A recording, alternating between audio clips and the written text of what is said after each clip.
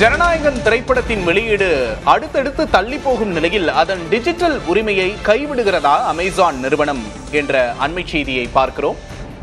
விஜயின் ஜனநாயகன் படத்திற்கு அடுத்தடுத்த சிக்கல்கள் ஏற்பட்டிருக்கின்றன.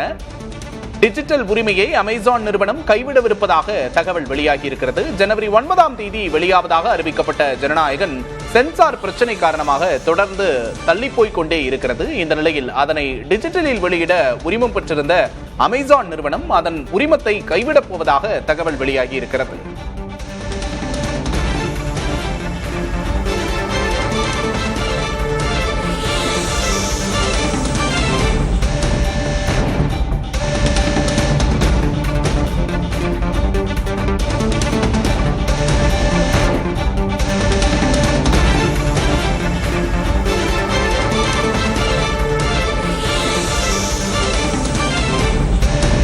ஜனநாயகன் படத்தின் OTT ஒளிபரப்பு உரிமையை அமேசான் நிறுவனம் 120 கோடி ரூபாய்க்கு வாங்கி இருப்பதாக தகவல் வெளியாகி இருக்கிறது.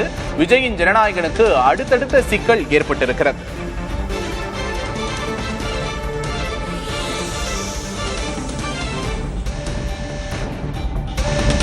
ஜனநாயகன் OTT ஒளிபரப்பு உரிமையை அமேசான் பிரைம் நிறுவனம் 120 கோடி ரூபாய்க்கு வாங்கியிருந்ததாக தகவல் வெளியாகி இருக்கிறது. அடுத்தடுத்த சிக்கல்கள் காரணமாக டிஜிட்டல் உரிமையை அமேசான் பிரைம் கைவிடவிருப்பதாக தகவல் வெளியாகி இருக்கிறது. கூடுதல் விவரங்களை செய்தியாளர் பாலாஜியிடம் கேட்டு பெறலாம். வணக்கம் பாலாஜி, சில நாட்களுக்கு முன்னர் அமேசான் நிறுவனம் நீதிமன்றத்துக்கு செல்ல போவதாகவும் தெரிவிச்சிருந்தாங்க. தற்போது என்ன சிக்கல், ஏன் இந்த முடிவு எடுத்திருக்காங்க? கூடுதல் விவரம் என்ன? விக்னேஷ், வினோத்தோட இயக்கத்துல விஜயோட கடைசி படமா அறிவிக்கப்பட்ட ஜனநாயகன், அந்த படத்துல OTT உரிமையை அமேசான் நிறுவனம் ஒப்பந்தம் செஞ்சிருந்தாங்க. குறிப்பிட்ட தேதியில, அதாவது ரிலீஸ் ஆகும் அறிவிக்கப்பட்ட தேதியில படம் வெளியாகாம அது வெளியாகுதுல தொடர்ந்து சிக்கல் ஏற்பட்டிருக்கிறத காரணமாக அந்த ஒப்பந்தத்தை அமேசான் நிறுவனம் கைவிட போறதா ஒரு தகவல் வெளியாகி இருக்கு. அதாவது ஜனநாயகன் திரைப்படம் பொங்கல் பண்டிகை விட்டு ஜனவரி 9ஆம் தேதி வெளியாக இருந்தது. அந்த படத்துல சென்சார் சிக்கல் தொடர்ந்து இருக்கிறது காரணமாக அந்த படத்துக்கு சென்சார் சான்று கிடைக்காததுனால ஜனவரி 9ஆம் தேதி வெளியீடு தள்ளி போச்சு. அதுக்கப்புறம் படம் எப்போது வெளியாகும் அப்படின்ற ஒரு தகவலும் தெரியாம இருந்தது. இந்த நிலையில கடந்த 2 தினங்களுக்கு முன்பு அந்த படம் மறுபடியும் மறு ஆய்வு குழு அந்த படத்தை பார்க்கறதா இருந்தாங்க. அதாவது இந்த படத்துக்கு சென்சார் சான்று கேட்டு படக்குழு நீதிமன்றத்தை நாடினாங்க.